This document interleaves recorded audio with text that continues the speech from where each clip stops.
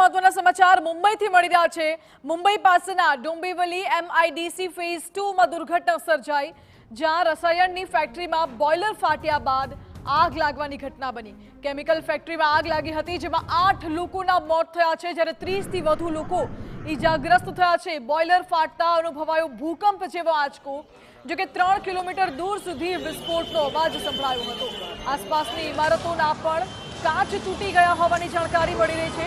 તો સીએમ એકનાથ શિંદેએ ઘટના સ્થળની મુલાકાત લીધી અને ઈજાગ્રસ્તોની સરકારી ખર્ચે સારવાર કરાવવાનો આદેશ કર્યો છે। આ ઘટનાની તપાસના આદેશ પણ સીએમએ આપ્યા છે। મહત્વનું છે કે આ બ્લાસ્ટ એટલો ભયંકર હતો કે આસપાસ દૂર દૂર સુધી જાણે ભૂકંપ આવ્યો હોય તેવો અહેસાસ લોકોને થયો અને આજુબાજુની જે ઇમારતો છે તે ઇમારતોના કાચ તૂટી ગયા, કચ્ચરધાણ વળી ગયો હોય તેવા પણ દ્રશ્યો જોવા મળી રહ્યા છે।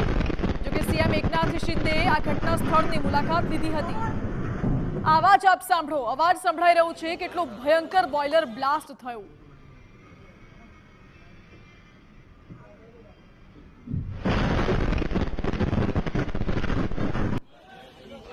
સાંભળ્યું આપે, આજુબાજુમાં જાણે ભૂકંપ આવ્યો હોય તેવો અહેસાસ લોકોને થયો।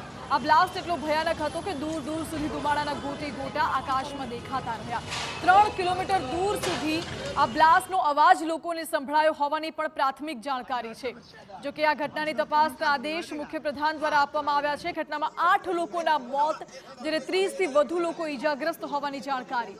ઈજાગ્રસ્તોની સારવાર સરકારી ખર્ચે કરવામાં આવશે તેવો આદેશ પણ સીએમએ કર્યો છે। સાથે જ ઘટનાની તપાસના આદેશ પણ સીએમ એકનાથ શિંદેએ આપ્યા છે। જો કે કેમિકલ ફેક્ટરીમાં આ બ્લાસ્ટ કેવી રીતે થયો તે તો હાલ તપાસનો વિષય છે, કારણ કે બોઇલર ફાટતા બ્લાસ્ટ થવાની ઘટના બની છે, પરંતુ બોઇલર કેવી રીતે ફાટ્યું, આ બ્લાસ્ટ કેવી રીતે થયો, આખી ઘટનાને લઈને સવાલો અનેક ઉઠી રહ્યા છે। પરંતુ આ દિશામાં તપાસ કરવામાં આવશે અને તપાસ બાદ જ આનું સાચું કારણ જાણી શકાશે।